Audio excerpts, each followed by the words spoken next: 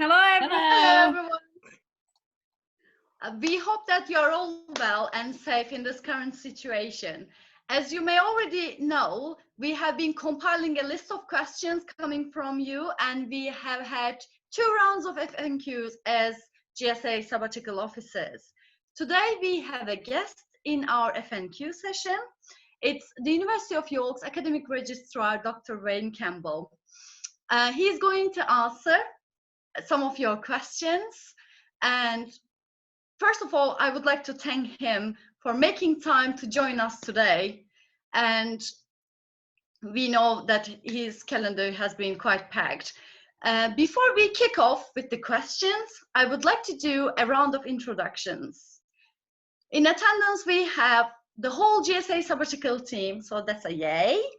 Clara is our Vice President, Wellbeing and Community Officer.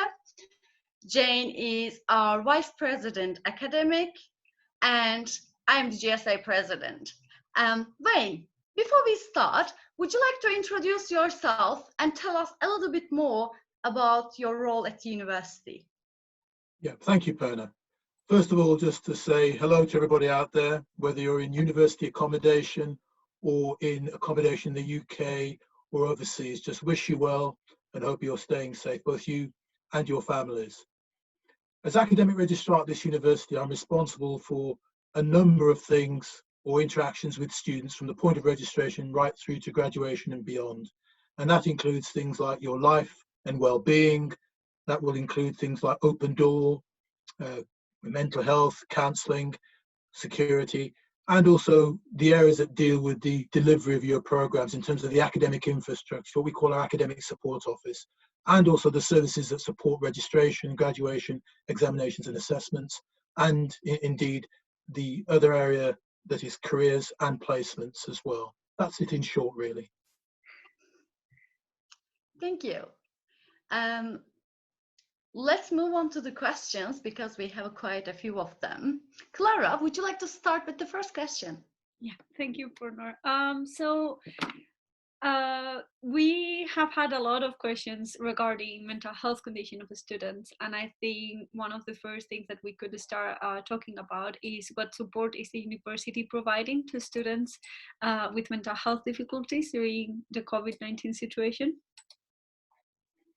Yeah, thank you for that, Clara. Of course, it's a tragic circumstance in terms that we find ourselves in, but our wellbeing services for students, including support for mental health, are available to all of our students online. We have a lot of material for self-help on our web pages, and our student support services can be contacted online, or students can complete a simple form and then we'll get back to them as soon as we possibly can. The area within my portfolio that covers mental health and counselling is called our Open Door team. They're working remotely 9 AM to 5 PM, and they have a duty practitioner that can see students during those times. And for students who have an acute difficulty, we also have employed an additional 3 members of staff to help us as well with mental health, with their mental health. And we also have a link practitioner who liaises with Unity Health to make the bridge between the university services and that of the NHS, and that's proved incredibly effective over the last few years. We've also invested in a mental health services platform referred to as Big White Wall, the BWW, which gives all of our students 24/7 access to an online global community where they can receive support from trained professionals. They have with them a wide library of self-management tools. They also have clinical assessment exercises available to students, and they cover numerous topics, including well-being, healthy lifestyle, and also provide support in terms of creative art therapy as well. And the forums are moderated by specialist trained practitioners who are professionally qualified, and they're referred to as wall guides as well. So it's a great service for our students. And in the first 3 weeks of it being made available, 858 students registered and made use of that service. Yeah. I'd also like to thank my colleagues from GSA for the great work that they've also been doing to support students, and that fantastic Keep Home and Carry On campaign as well, which I think is absolutely fabulous. Thank you, Wayne. Thank you. And also regarding the Big Boy Wall, I think it was a great initiative by the university, and I know the students have welcomed it very much. Yeah, it's really good to hear that all the services are still available, even though we're not on campus. So our next question is about exceptional circumstances and leave of absence. So if students ask for exceptional circumstances or a leave of absence, will they need to provide evidence after the COVID-19 situation? Well, my response to that is, if a student is experiencing a genuine impact as a result of the COVID-19 situation, or any other exceptional circumstance which would normally be covered by the exceptional circumstances policy, they don't need to visit any doctor, GP, or any other professional to obtain evidence. We've made a change to our policy so that students can now self-certify, and the policy will cover students as parents that have children or indeed caring responsibilities as well. And you can still apply for exceptional circumstances in the usual way using the existing form that you find online. I would advise students to go to the web pages and look through the new exceptional circumstances information that is there, especially the information that covers online exams and retakes. In terms of leave of absence, I'd advise students to consider whether taking leave of absence or a break away from their studies is appropriate for them. Again, we have information available on the website to help them, but I would strongly encourage all students that are considering taking leave of absence to talk to their department first. Speak to your academic supervisor in your department or the appropriate person before doing that. Thank you, Wayne. I think keeping in touch with the departments, with the supervisors is a key here, so that they can signpost their students to the relevant direction. So we strongly encourage students to keep in touch with their departments and relevant departments as well.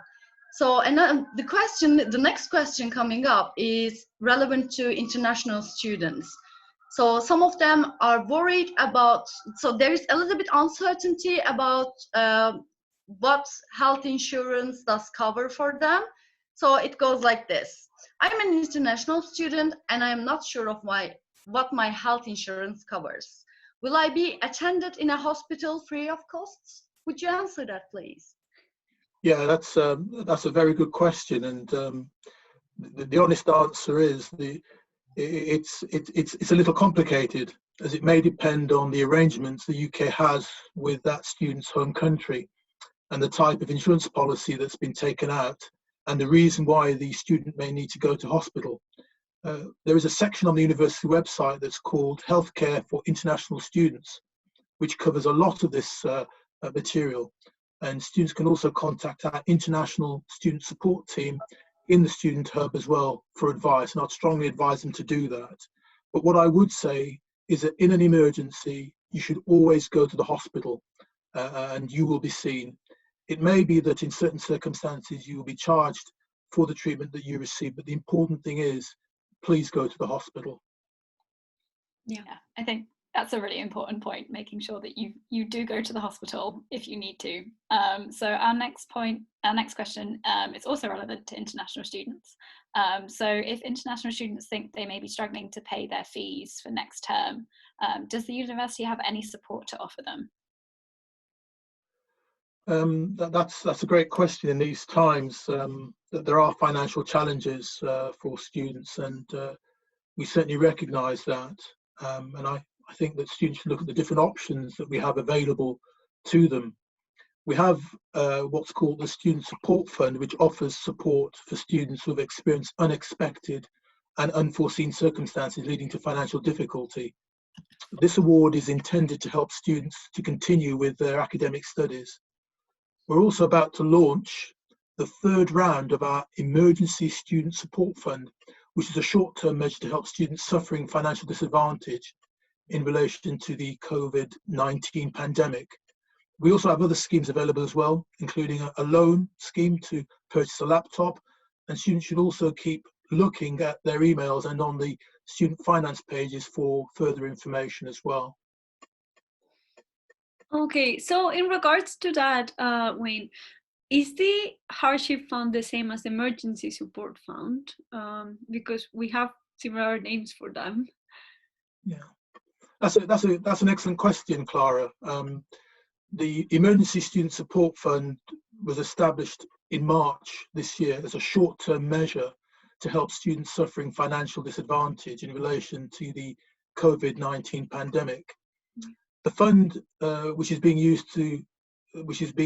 supported from donations from alumni, from friends of the university and other supporters, provides a bursary of up to £500 per applicant for students facing unanticipated financial challenges due to COVID-19. The fund will help students with housing and food costs, and also technology costs associated with online learning and other financial challenges as well. The Student Support Fund was previously known as the Student Hardship Fund. The name was changed in about October 2019. It's there to assist students who've experienced unexpected and unforeseen circumstances leading to financial difficulty. Awards tend to be greater. They're intended to help them to continue their studies, and students may be awarded up to a maximum of about £3,000 per year, but they can reapply multiple times until they reach that limit.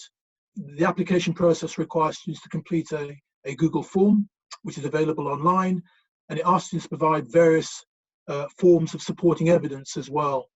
Processing time for assessments is currently 4 weeks, but we are looking at that. We've recruited additional staff, we're training them as assessors, and we hope to be able to bring that down to 3 weeks, 2 weeks, and eventually to 1 week as well, to support our students as best as we can.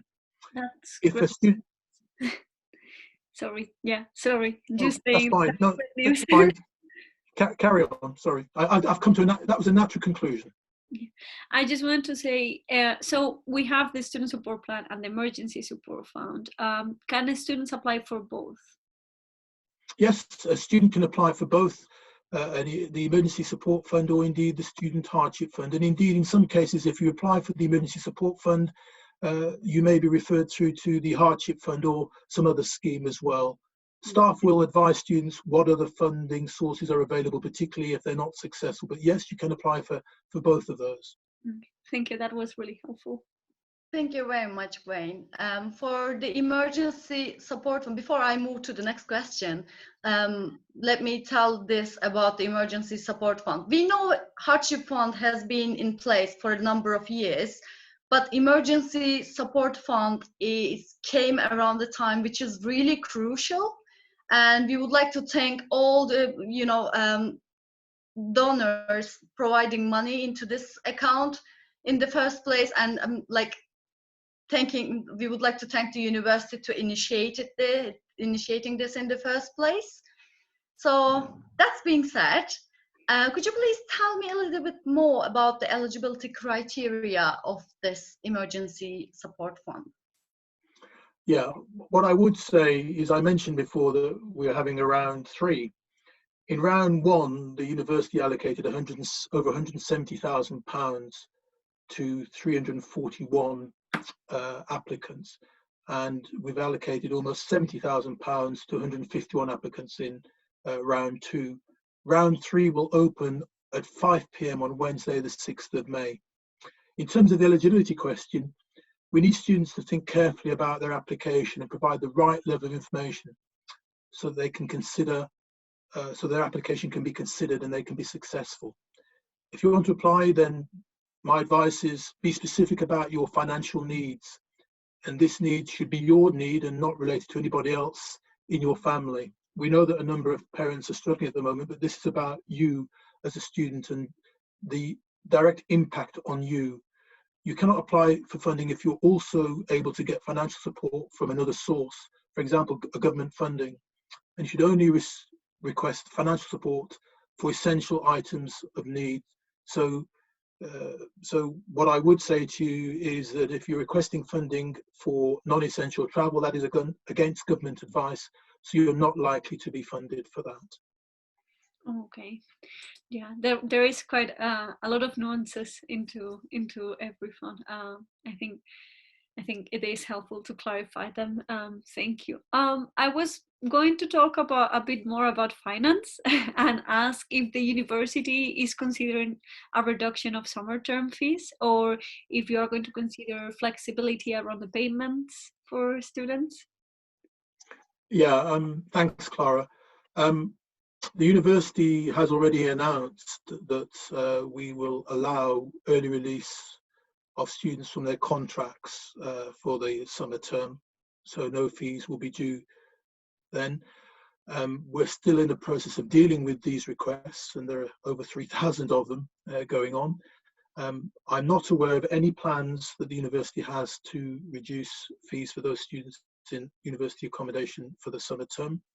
But what I would say to you is that students who find themselves in financial difficulties should speak to our student hub team, and they will refer them through to our fees office. And what they can do is to look at alternative payment plans for students. So they'll be able to set up a payment plan that would help you, that is flexible and can be concluded before you finish your studies. And also there may be other financial support available to you as well. I think that's worth discussing with staff from our student hub. Thank you, Wayne. Another question is also relevant to finances, but this time with accommodation ones. So it's a question of whether the university will consider a reduction in the accommodation charges for students. As I said previously, we've released students early from their contracts for the summer term, and no fees are due there. And any students in financial difficulties should speak to our student hub. They can advise students in terms of financial support that's available to them. And in addition to that, the university is more than happy to come up with flexible payment plans for students to be able to make payments before they actually finish their course. So we're prepared to be flexible to help as much as possible, but I'm not aware of any plans that the university has in place to reduce accommodation charges for the summer term.